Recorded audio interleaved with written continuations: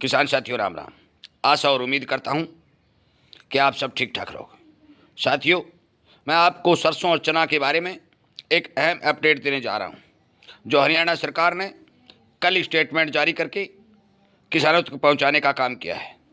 नई जानकारी के अनुसार हमारे हरियाणा सरकार 28 मार्च से सरसों की खरीद शुरू करने जा रही है और 1 अप्रैल से चने की खरीद शुरू करने जा रही है।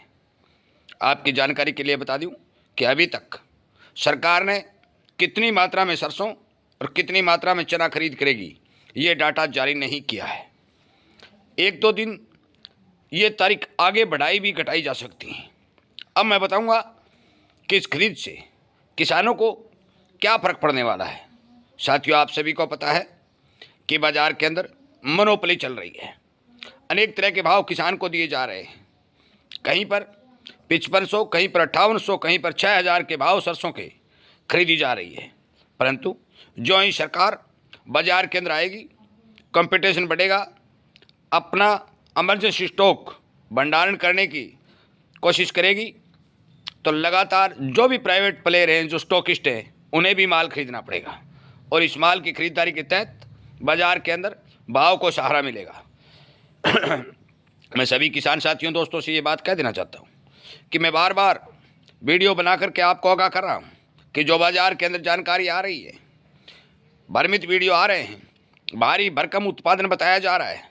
साथियों, चने की बात को मैं कबूल करता हूँ कि चने की पैदावार अब की बार बड़ी अच्छी और सुंदर होने की संभावना दिखाई दे रही है, परंतु सरसों की पैदावार क्लियरिटी वो बात नहीं है जो मौके के ऊपर वीडियो और मैसेजों में आ रही है। मैं आपकी जानकारी के लिए बता दूं, थोड़े उदाहरण के तौर पर भी बता दूं, 2021 की यदि तुलना करें तो 2021 में 2025 की बिजाई से लगभग 30% बिजाई ज़्यादा थी।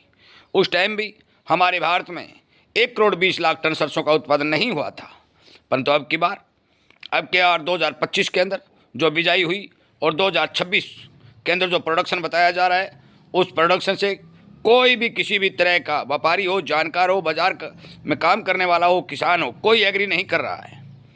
मौके के ऊपर जो विदेशों से लगातार समाचार आ रहे हैं कि खाद्य तेलों के अंदर तेज़ी बनती जा रही है, उसी के हिसाब से सरसों के अंदर मैं बार बार कह चुका हूँ कि 2026 में संपूर्ण रूप से मजबूती देखी जाएगी।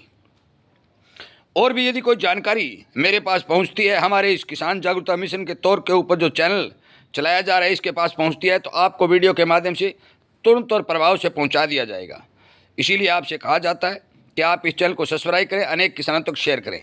साथियों, आप सभी को पता है कि सरकार 8 और 9 मौसम की सरसों खरीदती है, इसलिए कृपया करके अपने माल को सुखाएं और फिर बाज़ार में ले जाएँ, ताकि आपको वहाँ जा कर के माल रिजेक्ट होने के कारण परेशानी न उठानी पड़े। आपकी जानकारी के लिए बता दूं, कितना माल सरकार खरीदेगी और कितने समय तक खरीदेगी, ये बात यदि निकल के आती है, ये जानकारी मेरे पास आती है, तो मैं फ़ौरन वीडियो बनाकर आप तक पहुंचाने का काम करूंगा।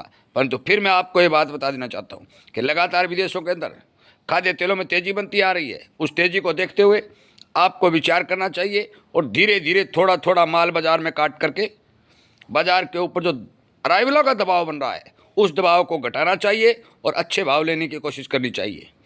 मैं आपको इस होली के त्यौहार की बधाई देते हुए और आपकी फसल अच्छी हो, इस बात की कामना देते हुए इस वीडियो को विराम कर देता हूं। उम्मीद करता हूं कि आप जरूर इस बारे में विचार करेंगे और अन्य किसानों तक ये जानकारी साझा करेंगे। जय हिंद।